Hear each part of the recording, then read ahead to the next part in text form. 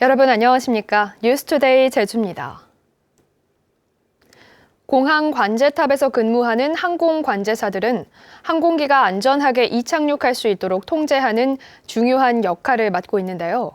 제주국제공항 항공 관제사 인력이 크게 부족해서 과중한 업무에 시달리고 있는 것으로 나타났습니다. 김항섭 기자가 보도합니다. 하루 400편이 넘는 항공기가 이착륙하는 제주국제공항. 지난해 제주공항의 하루 평균 항공량은 482건으로 지난 2009년 285건보다 70%나 늘었습니다.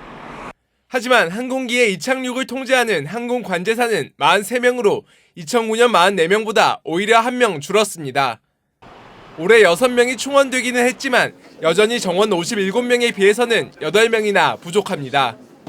현재 이제 인원으로서 어떻게 할 수 있는 방법이었고요. 저희들도 지금 상교대를 조금 더 늘리기 위해서 연구하고 노력하고 있습니다. 관제사 정원 부족뿐만 아니라 월 200시간이 넘는 과도한 근무 시간도 문제인 것으로 나타났습니다. 제주공항에 근무하는 항공관제사의 올해 월 평균 근무 시간은 208시간으로 초과 근무 시간까지 포함하면 260시간이 넘습니다. 관제사들이 강도 높은 업무에 시달리고 있지만 국내에서는 명확한 관제 인력 기준마저 없는 상황입니다. 국제 기준들이 있을 겁니다. 이제 국내도 적극적으로 도입을 해서 인력의 적정 수의 확보와 함께 처우나 이 승진이나 이런 것에 대해서 제도적인 뒷받침이 같이 가야 될 겁니다. 공항의 안전을 책임지는 관제사들의 인력 충원에 대한 명확한 기준 마련이 시급해 보입니다. MBC 뉴스 김항섭입니다. 제2공항이 건설되면 가장 관심을 끄는 게 현 제주공항과 역할을 어떻게 나눌 것인지인데요. 국토교통부가 최근 공개한 기본계획안에 대한항공과 아시아나항공 양대 항공사를 두 공항으로 나눠서 배치하는 내용이 포함돼 관심이 집중되고 있습니다. 조인호 기자입니다. 제주공항과 제2공항의 역할을 분담하면서 국토부가 전제로 한 것은 항공 수요를 비슷하게 나누되 제주공항 쪽의 수요가 조금이라도 더 많아야 한다는 것입니다. 제2공항 쪽에 더 많은 수요가 배분될 경우 제주공항 인근에 이미 형성된 관광산업이 위축될 수 있다는 점 때문입니다.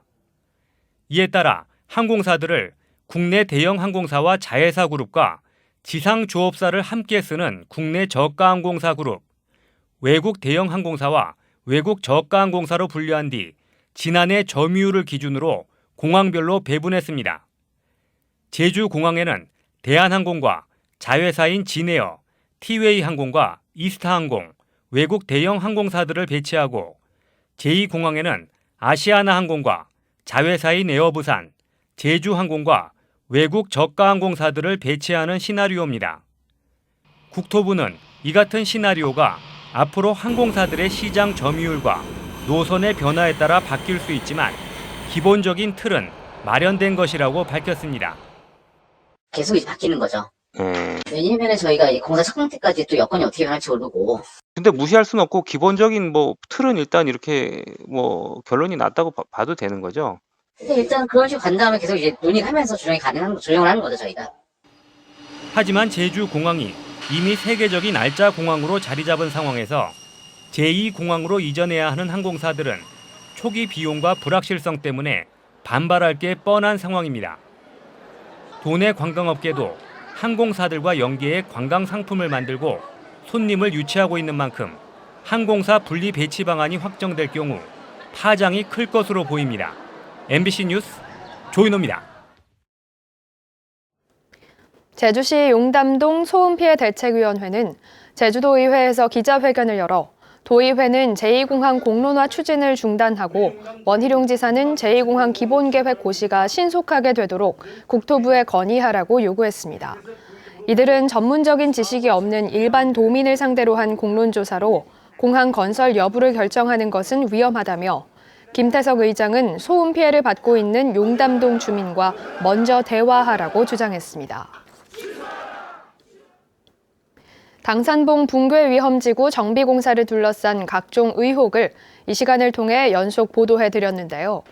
제주시에 대한 도의회 행정사무감사에서도 당산봉 공사를 둘러싼 절차적 문제가 집중 제기됐습니다. 박주연 기자가 보도합니다. 안전등급 D등급으로 붕괴 위험이 제기된 당산봉입니다. 14,000여 제곱미터 가운데 4,000제곱미터의 경사면을 깎아내 붕괴 위험을 줄이는 공사가 진행됐습니다. 이 과정에서 정작 공사 부지 아래 불법 건축물은 철거하지 않아 도의회에서 특혜 의혹이 제기됐습니다. 서귀포시가 붕괴위험지구 정비공사 때 가건물부터 철거하는 것과는 대조적입니다. 건축물을 그대로 둔 채 공사가 진행되면서 중장비가 진입할 별도의 도로를 내야 해 공사비가 상승했다는 주장도 제기됐습니다. 임야를 판 이 개인에게 많은 부분 이익을 주기 위한 공법을 선택했다라는 것밖에 의혹이 되고요. 앞으로 진입하는 거하고 뒤로 넘어와서 공사를 하면 공사비가 어떻게 됐습니까? 훨씬 많이 나올 수밖에 없습니다. 환경 영향평가를 피하기 위한 쪼개기 공사 의혹과 토지 보상가 적정성도 쟁점이었습니다. 붕괴 위험지구로 지정된 면적은 14,000여 제곱미터인데도 환경 영향평가를 피해가기 위해 4,000제곱미터만 공사가 진행됐고 공사 부지 내 포함된 사유지 매입가는 공시지가의 최고 32배까지 높게 책정됐다는 겁니다. 이런 평가가 나왔으면 다시 한번 이 행정에서 이거를 의문점을 가지고 이거 정말 제대로 잘했느냐 한 번쯤은 해보셨습니까? 감정평가한 거를 믿어야지 저희들이 이게. 당산봉 정비공사를 둘러싼 각종 의혹이 도의회에서도 제기된 가운데 국토교통부의 당산봉 토지 보상가에 대한 타당성 조사 결과와 도감사위의 당산봉 정비공사 감사 결과가 조만간 발표될 예정입니다. MBC 뉴스 박주연입니다. 서귀포 민군 복합항에 설치된 크루즈 터미널 무빙워크가 부실하게 운영되고 있다는 지적이 나왔습니다.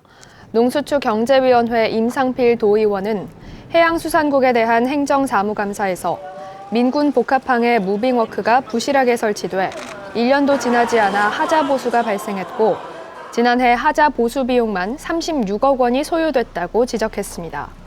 이에 대해 조동근 해양수산국장은 민군 복합항의 무빙워크를 개선할지 아니면 새로운 시스템을 도입할지 종합적으로 검토하겠다고 해명했습니다. 제주 4.3 당시 재판을 받고 수감됐던 4.3 수영 생존인들이 두 번째 재심 재판을 청구합니다. 이번 재심 청구 수영 생존인들은 모두 7명으로 6명의 군사재판 수영인과 1명의 일반재판 수영인이 포함됐습니다. 이들은 오늘 오후 제주지방법원 앞에서 기자회견을 열고 재심 청구서를 법원에 제출할 예정입니다. 이에 앞서 1차 재심을 청구한 수영 생존인 18명은 2년여 동안의 재판 끝에 지난 1월 무죄 취지인 공소기각 판결을 받았습니다. 경찰이 도보 순찰을 한 거리만큼 적립한 후원금으로 어려운 이웃을 도와 화제가 되고 있습니다. 치안 만족도도 높이고 이웃 사랑도 실천하는 한 걸음 한 모금 나눔 순찰을 이소현 기자가 소개합니다. 좁은 골목길에 순찰차가 들어섭니다. 차에서 내린 경찰들이 거리를 측정하는 스마트폰 앱을 켜고 도보 순찰에 나섭니다. 도보 순찰 거리만큼 적립된 후원금으로 어려운 이웃을 돕는 나눔 순찰에 참여하는 겁니다. 혹시 요즘 생활하시면서 혹시 좀 범죄로 인해서 불안하신 부분이 혹시 있으신가요? 한 걸음 한 모금 나눔 순찰은 제주 동부경찰서가 제주개발공사의 후원을 받아 미터당 5원씩 적립된 기금을 어려운 이웃에게 전달하는 나눔 프로그램입니다. 가로등이 설치되지 않은 골목길이나 주민들이 순찰을 원하는 지역을 중심으로 도보 순찰을 실시하면서 주민들의 치안 만족도도 높아지고 있습니다. 골목에 자주 경찰들이 와서 순찰을 돌고 하니까 주민 입장에서는 마음이 든든하고 또 돈도 모아서 기부도 한다고 하니까 참 너무 고맙습니다. 나눔 순찰이 시작된 지 벌써 4년. 경찰 5만 800여 명이 4만 8천 킬로미터를 걸어 적립된 후원금만 1억 5천여만 원. 중증 환자나 난치병 어린이, 결손가정 등 240여 명에게 휠체어 같은 의료 장비나 장학금을 전달했습니다. 고통받고 아프고 하는 애들이 좀 경찰분들의 좀 도움을 많이 받아서 좀 밝아지고 건강해지고 좀 그렇게 컸으면 좋겠어요. 경찰은 올해 말까지 제주도 33바퀴인 6,100km를 도보 순찰한다는 계획으로 목표치인 40%를 달성하면 어려운 이웃에게 3천만 원을 지원할 계획입니다. MBC 뉴스 이소연입니다.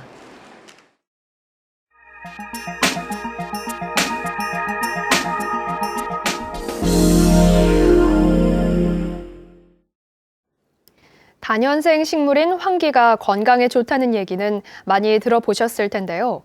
황기에서 추출한 복합물이 관절염에 이어 간 건강에도 효능이 있다는 연구 결과를 농촌진흥청이 내놓았습니다. 최근 인기가 많은 밀크시슬보다 동물 실험에서 효과가 더 좋았습니다. 중부 김대웅 기자가 보도합니다. 국내 최대 황기 주산지인 제천. 한방에서 허약한 체질에 효과가 있는 것으로 알려지면서 주로 보양식 재료로 쓰입니다. 농촌진흥청이 주목한 건 이 황기의 효능.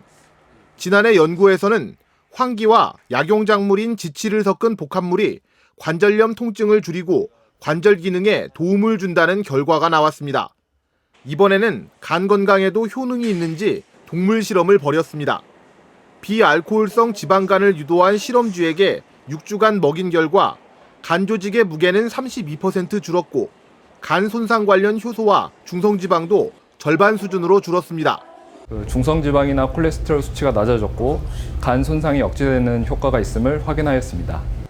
간 건강에 도움을 준다는 건강기능식품인 밀크시슬과 효능도 비교해봤습니다.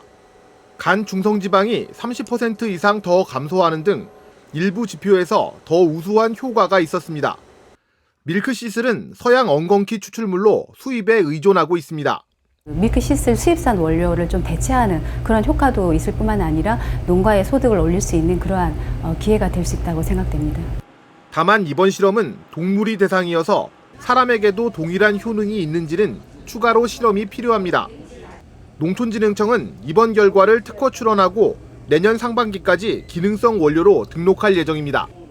MBC 뉴스 김대웅입니다.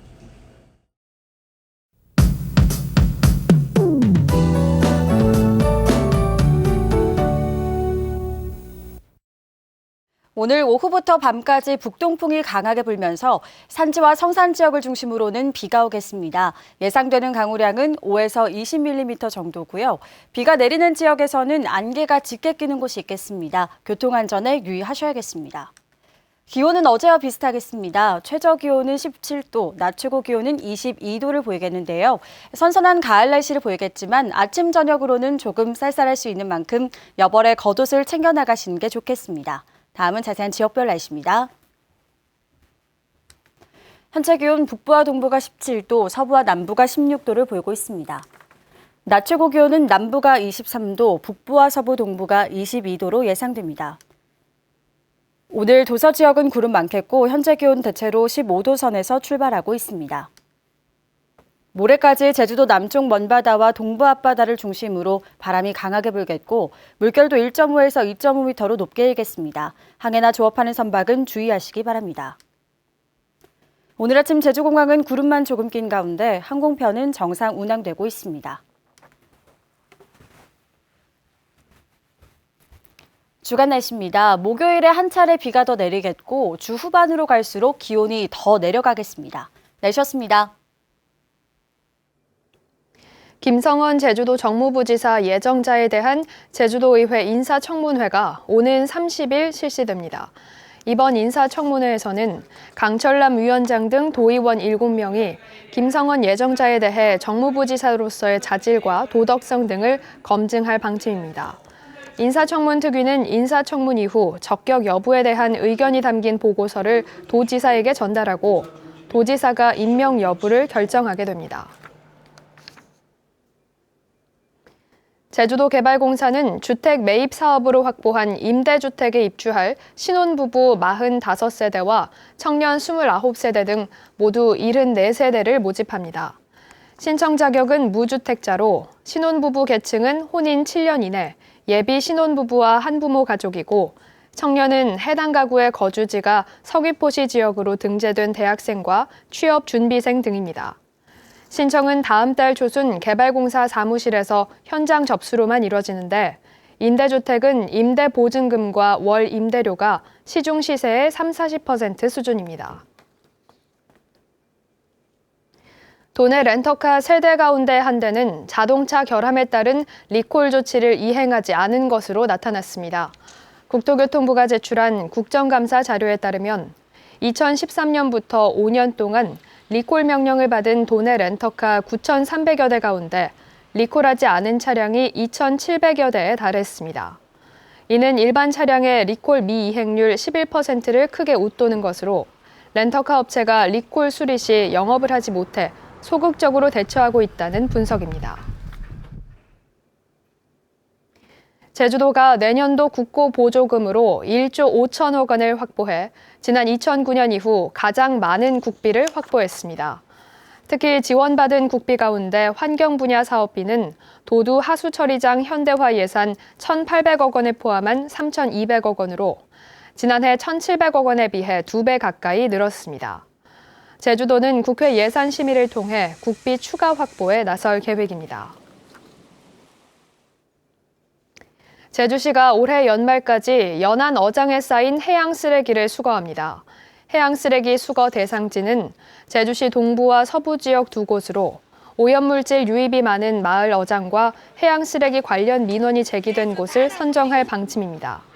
한편 제주시는 올해 24곳의 사업장에 46억 원의 예산을 투입해 해양 쓰레기 4,500여 톤을 수거했습니다.